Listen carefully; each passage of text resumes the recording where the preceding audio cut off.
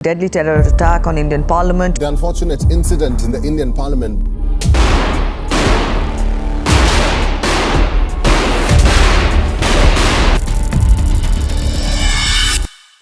तेरह दिसंबर 2001 दिल्ली की सर्द हवाओं में एक आम दिन जैसे ही लग रहा था, लेकिन कुछ ही देर बाद भारत के इतिहास का सबसे बड़ा डेमोक्रेटिक इंस्टीट्यूशन पार्लियामेंट हाउस गोलियों की गूंज से हिल उठा। सिर्फ कुछ मिनटों का खेल, लेकिन इन्हीं कुछ मिनटों ने पूरा देश हिला दिया। सुबह करीब 11 बजे के आसपास पार्लियामेंट का सेशन चल रहा था और एमपी, जर्नलिस्ट और स्टाफ पार्लियामेंट के अंदर अपने काम में बिजी थे। बाहर सिक्योरिटी टाइट थी। सीआरपीएफ और दिल्ली पुलिस के जवान हर तरफ अलर्ट मोड में थे। कोई सोच भी नहीं सकता था कि अगले 30 मिनट में क्या होने वाला है। करीब 11:30 के आसपास एक व्हाइट एम्बेसडर कार पार्लियामेंट के गेट पर आती है। कार के नंबर प्लेट पर लिखा था होम मिनिस्ट्री, तो नेचुरली सिक्योरिटी को लगा कि ये एक ऑथराइज्ड व्हीकल है। लेकिन गेट पर रुकने के बजाय कार सीधा अंदर घुस आई और उसी वक्त गार्ड को कुछ अजीब लगा, क्योंकि नंबर प्लेट डुप्लीकेट थी। जैसे ही गार्ड ने कार को रोकने की कोशिश की, अंदर से राइफल से गोलियां चल पड़ी। एक ही पल में चारों तरफ पैनिक मच गया। अटैकर्स पार्लियामेंट के अंदर घुसने की कोशिश कर रहे थे, लेकिन उन्हें सीआरपीएफ के जवान ने रोकने की कोशिश कर रहे थे। गेट नंबर 1 और 12 के बीच एक भयंकर क्रॉस फायर स्टार्ट हो गया।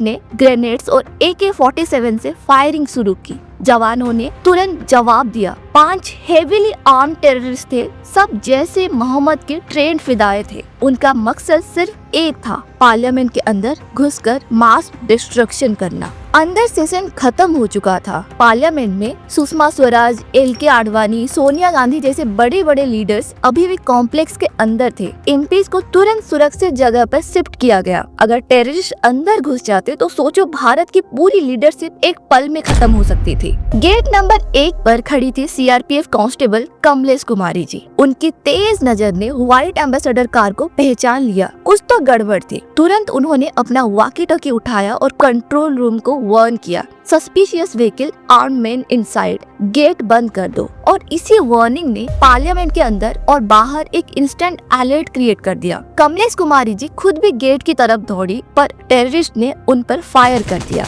11 गोलियां उन्हें लगी, लेकिन उनका मैसेज क्रैकल करता हुआ कंट्रोल रूम तक पहुंच गया। गेट बंद हो गया और इसी वजह से टेररिस्ट अंदर नहीं घुस पाए। उनके बलिदान से ही पार्लियामेंट बची। पर कमलेश जी अकेली नहीं थी। दूसरी तरफ दिल्ली पुलिस के ASI नानक चांद और हेड कांस्टेबल ओम प्रकाश ने बिना हिले अपनी पोजीशन ली और काउंटर फायर स्टार्ट की। उन्होंने अपने कवर से टेररिस्ट को रोककर एमपीज के लिए इवैक्यूएशन का वक्त खरीदा। हर ग्रेनेड, हर गोली को अपने सीने पर लिया, लेकिन पार्लियामेंट के दरवाजों को खुलने नहीं दिया। और इसी एनकाउंटर में शहीद हुए जगजीत सिंह और मतवर सिंह नेगी, दिल्ली पुलिस के जवान, जो बिना किसी डर के टेररिस्ट के बिल्कुल सामने खड़े रहे। और सीआरपीएफ के श्याम बाबू, जो सबसे पहले फायरिंग स्क्वाड में शामिल थे, उन्होंने अपने दोस्तों के साथ मिलकर एक के बाद एक टेररिस्ट को घुसने से रोका। इस जंग में सिर्फ सिक्योरिटी ही नहीं, पार्लियामेंट के अंदर के स्टाफ भी शहीद हुए, जैसे कि देशराज, जो पार्लियामेंट का गार्डनर थे, जो अपने ड्यूटी पोस्ट पर था। गोली लगने पर भी एमपीज को सेफ जगह पहुंचाने में लगे रहे। और जय नारायण प्रसाद, पार्लियामेंट का एक स्टाफ, जो इवैक्यूएशन के दौरान टेररिस्ट के फायरिंग में शहीद हो गए थे। इसके अलावा एक टीवी चैनल के कैमरामैन AS वसीम भी क्रॉस फायर में शहीद हुए थे। उन्होंने अपने कैमरे से पार्लियामेंट के अंदर की खबर दुनिया तक पहुंचाने की कोशिश कर रहे थे